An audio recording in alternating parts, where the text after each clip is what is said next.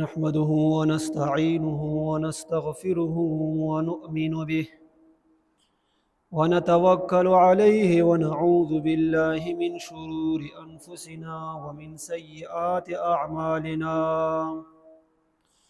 من يهده الله فلا مضل له ومن يضلله فلا هادي له. ونشهد أن لا إله إلا الله ونشهد أن سيدنا محمدًا عبده ورسوله أرسله بالحق بشيرًا ونذيرًا بين يدي الساعة. أعوذ بالله من الشيطان الرجيم. بسم الله الرحمن الرحيم. قال الله تعالى في القرآن المجيد والفرقان الحميد والفجر وليال عشر والشفع والوتر. وقال رسول الله صلى الله عليه وسلم: ما من أيام العمل الصالح فيهن أحب إلى الله من هذه أيام العشرة. اللهم صل على محمد وعلى آل محمد كما صليت على إبراهيم وعلى آل إبراهيم إنك حميد مجيد. صدق الله مولانا العظيم.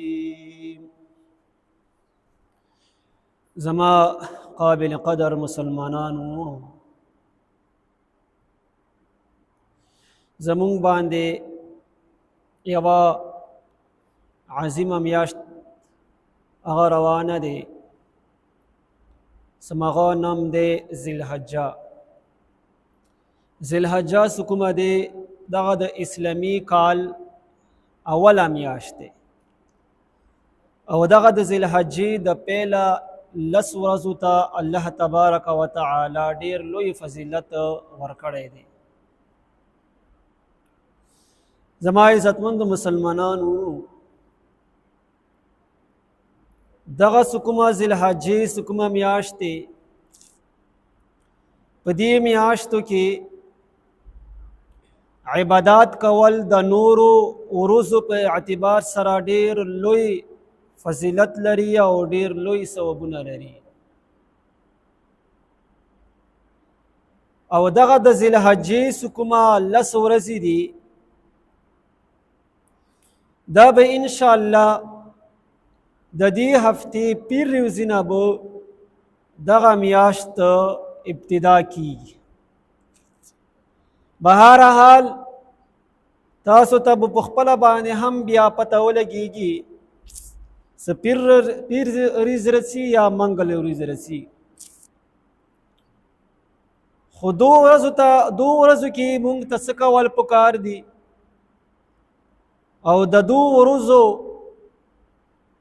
عبادات کول څومره اهمیت لري او د دې ورځو کې څومره احکامات کیږي، هغه به لږ شاندې مختصر دا به زه تاسو ته بیان کړم. زما عزتمند مسلمانانو، لکه څرنګې چې ما درته د قرآن پاک د یو سورت څه آیتونه مو درته ویلو. الله فرمایي چې والفجر وليال عشر. د دې معنا دا دی چې قسم وي په سبا باندې او قسم وي په 10 ورځو باندې. علماء یو کثیر جماعت دغه فرمایلی دي الله تبارک وتعالی سو په کوم ورځ باندې قسم وخړو، هغه ورځو نه مراد انداد ذوالحجې 10 ورځې دي. که څرنګې مخته په مونږ باندې روان دي، نو علماء یو کثیر جماعت اندغه فرمایي چې دینه اندغه 10 ورځې مراد دي چې کوم 10 ورځو کې مونږ ډېر زر به انشاءالله داخليږو. زما عزتمند مسلمانانو وروڼو، لکه څرنګه په دنیا کې مونږ په یو خبرې باندې قسم وخورو، نو خبره هغه ابل کاس کوم دی هغه ښې طریقې سره مني هم او ور باندې یقین هم پیدا کیږي. یقین ځکه پیدا کیږي چې دی په الله په نوم باندې قسم وخوړو، صدا خبره داسې ده. نو ابل کاس که چیرې ایماندار وي، تعلق د دین سره وي، هغه به یقین پیدا شي چې دا خبره خامخا داسې دی، قسم یې وخوړو.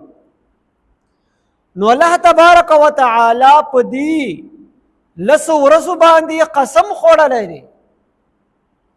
نو دینه دغه معلومیږي چې دغه ورځې چې کومې دي دا ډېر لوی شرافت ولا ورځې دي او ډېر لوی مقام ولا ورځې دي. اگرچه الله تعالی په یو خبرې باندې قسم کول ضرورت نشته، بلکې انداسې خبره هم وکړي زمونږ دپاره قابل یقین خبره دی.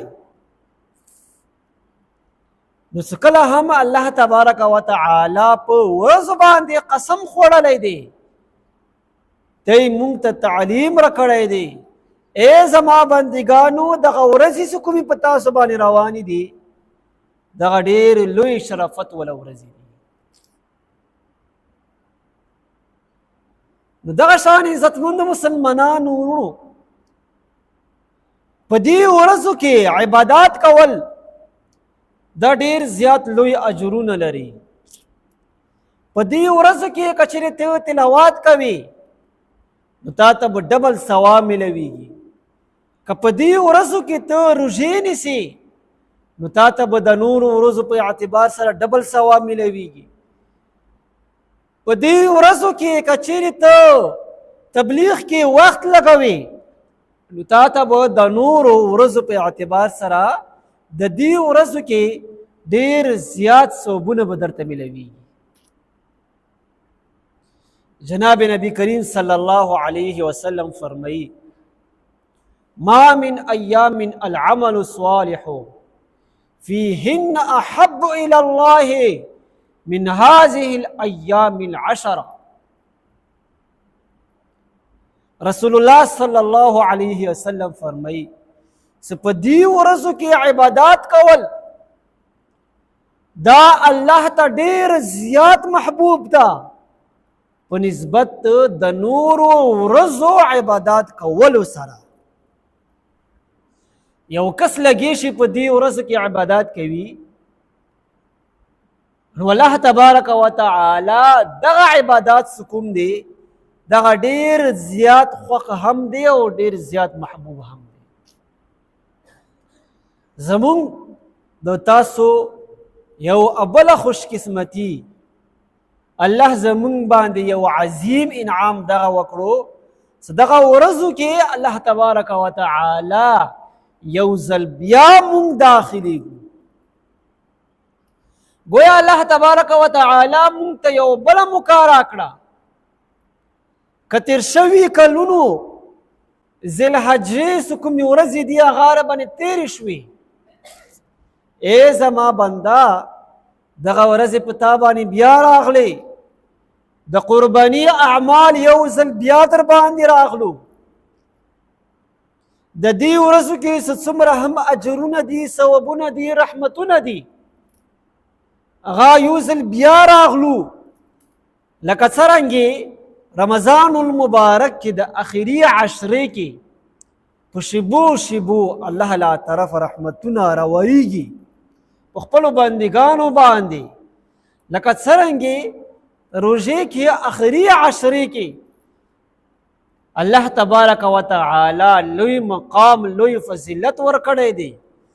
نو دغه شان دغه لس ورځې چې کومې دي په دې لس ورځو کې هم الله تبارک وتعالی په شیبو شیبو رحمتونه په خپل بندګانو باندې دغه څه کېږي وریږي. خوش قسمته اور بہترین انسان اور مکینا فائدہ اغستن کې انسان هغه اداغه دی چې په دې لس ورځو کې الله تبارک وتعالی ته په کثرت سره عبادات وکړي، ډېر زیات عبادات وکړي. د شپې د ورځې څه کومې دي دغه ورځې دغه شي دغه قیمتي شي. بهرحال کوم حدیث تاسو مخکې ما وړاندې کړو، الله تبارک وتعالی الله رسول فرمایي چې په دې ورځو کې عبادات کول دغه ډېر زیات محبوب دی الله تبارک وتعالی ته په نورو ورځو په اعتبار سره. صحابه کرامو څخه کله هم دا خبره واورېده چې یا رسول الله ولل جهاد فی سبیل الله، اگر چې جهاد ولی نه وي الله په لارې کې بیا هم په دو ورځو کې عبادات کول ډېر زیات اجرونه دي. جناب نبی کریم صلی الله علیه وسلم دا فرمایلو ها ولل جهاد فی سبیل الله، که چیرې یو کس د نورو ورځو کې جهاد کوي هغه جهاد هم په دو ورځو کې عبادات کولو ته رسېدلی نشي. ها دومره دی چې یو کس خاص الله رضا پر جهاد ته ووتو، بل چا نه مالی تعاون یې وانخستو، خپلو پیسو په ذریعې سره دغه جهاد ته ووتو او په دې جهاد کې الله په لارې کې دغه شهید هم شو. اوس د دې کس اجرونه بیا د دو ورځو نه هم ډېر زیات دي. بیا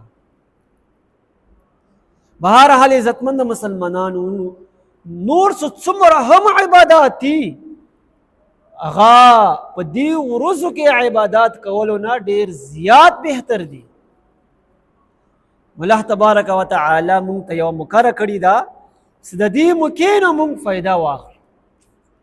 دغه ولس ورځو ته الله تبارک وتعالی ډېر لوی مقام ورکړی دی، لکه څرنګه ما درته وفرمایلو والفجر ولیال عشر، یعنې په دې په لسو ورځو باندې الله تبارک وتعالی قسم خوړلی دی. په یو شیز باندې الله تبارک وتعالی قسم وخوري نو دې نه دغه معلومیږي چې د لس ورځې چې کومې دي دغه ډېر لوی شرافت وله ورځې دي. زما عزتمندو مسلمانانو ورونو په دې لسو ورځو کې ډېر عبادات را جمع شوي دي. کوم کوم عبادات را جمع شوي دي هغه تفصیل درته زه اوس بیانوم. اول خو دا هغه دی چې په دې لسو ورځو کې ډېر زیات اجرونه څوک چې هم ډېر عبادات کوي هغه ته به ډېر زیات اجرونه هم ملوي. او دویم نمبر باندې دا هغه دی چې په دې لسو ورځو کې د حج څومره هم فرضي اعمال دي هغه هم په دې لسو ورځو کې شروع کېږي. اتمې ذوالحجې نه دغه فرضي عبادات چې کوم دي د حج ولا هغه شروع کېږي تر دیارلسمه ذوالحجې پورې 15 ورځې دغه فرضي چې کوم حج ولا عبادات دي هغه په دې لسو ورځو کې دي. دغه شان عزتمند مسلمانانو تکبیرات تشریکات چې کوم دي هغه هم په دې لسو ورځو کې دي. دغه شان د عرفې چې کومه ورځ ده هغه ته الله تبارک وتعالی ډېر لوی مقام ورکړی دی. انشاءالله آینده جمعه کې به د عرفې چې کوم فضیلت دی د قرباني چې کوم فضیلت دی هغه به انشاءالله تفصیل سره بیانوو. نو د عرفې چې کومه ورځ دی هغه هم په دې لسو ورځو کې دی. زما عزتمندو مسلمانانو دغه شان څه قرباني چې کومه ورځ دی د لسمه ورځ چې کومه دی هغه هم په دې ورځو کې دی. نو څومره عبادات په دې لسو ورځو کې جمع شوي دي نو دې د وجې نه الله تبارک وتعالی دې ته څه شی ورکړی دی مقام ورکړی دی. خوش قسمته اور بهترین انسان هغه دی چې په دې لسو ورځو کې هغه شی وکړي عبادات وکړي.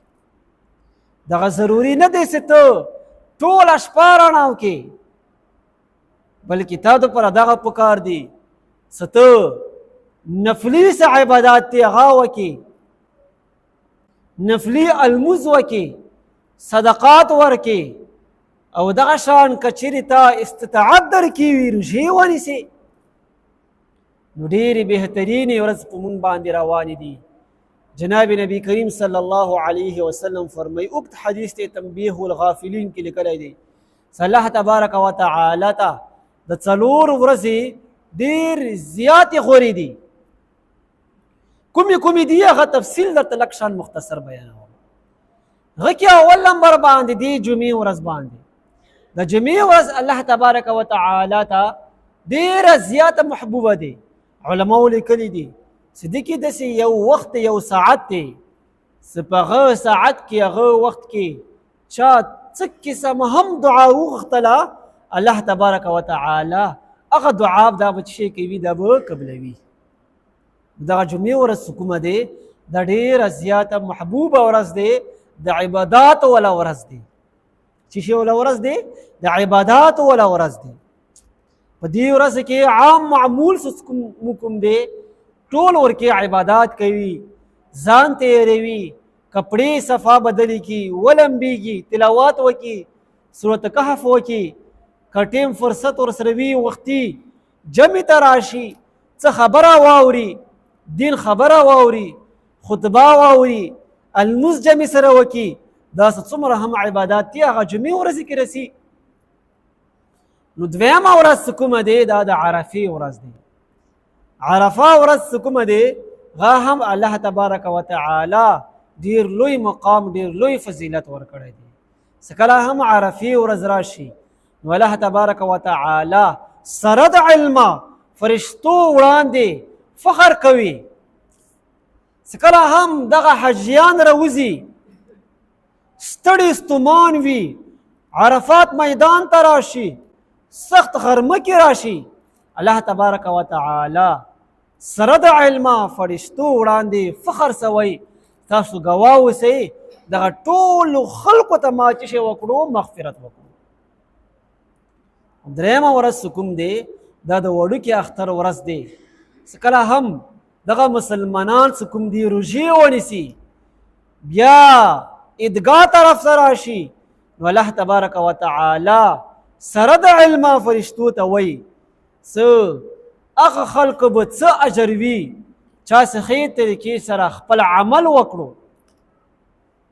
خپله مزدورۍ وکړه، هغه اجر به څه وي. الله تبارک وتعالی وفرمایي تاسو کوه په دې خبرې باندې اوسئ چې دوی به داسې حالات کې عیدګاه نه کورونو ته واپس کېږي چې د ټولو مغفرت به زه څه کوم. او څلورمه ورځ کوم دی دا د غټ اختر ورځ دی. دا هم الله تبارک وتعالی ته ډېره زیاته محبوبه دی. عزتمندو مسلمانانو د غټ اختر ورځ د عرفې ورځ دا هم په دې 10 ورځو کې رسي. دغه 2 ورځې الله تبارک وتعالی ته ډېره زیات غوره دي او دغه 2 ورځې کومې دي دغه د 10 ورځو د ذوالحجې د پیله 10 کومه دی د پیله 10 ورځو کومه دي دغه په دې کې رسي. دغه شان عزتمند مسلمانانو څوک چې هم دغه قرباني کول غواړي هغوی دپاره مستحب عمل څه دی هغه درته مختصر غني بیانوم، بیا تقریر دغه څه کوو بس کوو. چا چې هم اراده وي زه به انشاءالله خپله باندې قرباني کوم او ما قرباني اراده کړې ده هغه دپاره مستحب عمل دا هغه دی چې د پیله 10 د ذوالحجې د میاشتې نه مخکې دا خپل ویښتان او دغه شان خپل نکونه دغه څه شي کې دغه وړه کې او سکله هم دغه وړه کې بیا به د قرباني پرې دا به نه خپل ویښتان کټ کوي او خپل نکونه به د کټ کوي. دغه یو قسم مستحب عمل دی. جناب نبی کریم صلی الله علیه وسلم حدیث هم دی. رسول الله صلی الله علیه وسلم فرمایي چې په تاسو کې څوک هم څه قرباني کوي هغه ته دغه پکار دی چې د ذوالحجې د میاشتې راختلو نه مخکې دغه د خپل ویښتان او دغه شان د خپل نکونه دغه څه شي کې دغه وړه کې او قرباني پر بیا قرباني ورځې پر بیا دا پکار دی دغه دی دا د خپل ویښتان او خپل نوکونه بیا د کټ نه کړي. علماو لیکلي دغه څه شی دي، دغه ولې په څه وجه په بنیاد باندې جناب نبی کریم صلی الله علیه وسلم دغه وفرمیل. یوه وجه خو دغه دی څه د دې کس حاجي سره حاجیانو سره مشابهت راشي، لکه څرنګې حاجیان د احرام تړلو نه مخکې خپل ویښتان او خپل نوکونه وړه کړي او بیا ورته اجازت نشته، نور هم داسې کارونه دي چې هغه پابند به بیا ګرځېږي. نو دغه شان حاجي سره د دې قربانۍ کس ته مشابهت راغله، که څرنګې حاجي باندې به په شیبو رحمتونه ورېږي، دغه شان په د دې کس باندې به هم رحمتونه ورېږي. نو دې کس یو قسم حاجیانو سره مشابهت راغلو، څه دا هم وایي چې زه خپل ویښتان په دې 10 ورځو کې نه کټ کوم او دغه شان نوکان څه کوم دي دا هم زه نه کټ کوم. او دویم دغه دی چې د جسم هر جز ته الله رحمت ورسیږي، د جسم ته د هر جز ته الله رحمت ورسیږي. ورته څوک چې هم قرباني کوي د دې دغه قرباني ولا سکم دی دغه په خپل فدیه کې دغه زنور واخلي، نو دا غواړي چې زما دپاره هر جسم هر جز ته الله رحمت ورسیږي. دغه په کار دی د خپل نوکونه وړه نه کړي او دغه شان د خپل ویښتان وړه نه کړي چې د مکمل جسم د هر جز د رحمت الله د رحمت دغه شي مستفید شي، پیدا واخلي. اوس که ته نوکونه وړه کوي او دغه شان ته د په دې 10 ورځو منځ کې او ویښتان وړه کوي، نو ظاهره خبره دی د نوکان څه کوم دي، د ویښته څه کوم دي، د هم د جسم یو جز دی. او څه کله هم تا وړه کړو نو دغه اجزا څه کوم دي دا د الله د رحمت نه دغه شیونه محرومه شوه. نو دې د وجې نه عزتمندو مسلمانانو چا څه هم دغه د قرباني کولو په خیر دا وي چې زه به قرباني انشاءالله کوم، دې دپاره 2 ورځې اوس هم شته، خپل ویښتان هم ښې طریقې سره برابر کړي او دغه شان که نوکان ستر وي نوکان هم برابر کړي او بیا دا په خیر دا وکړي چې قربانۍ پرې به انشاءالله زه د خپل ویښتانو ته او دغه شان خپل نوکانو ته به انشاءالله زه لاس نه ورلم او دا به زه نه وړه کوم، نو دغه به د حاجیانو سره به هم مشابهت راشي او دغه شان د وجود څه کوم دی مکمل هر یو جز ته به الله رحمت نه به دغه څه شي دا به هغه مستفید شي.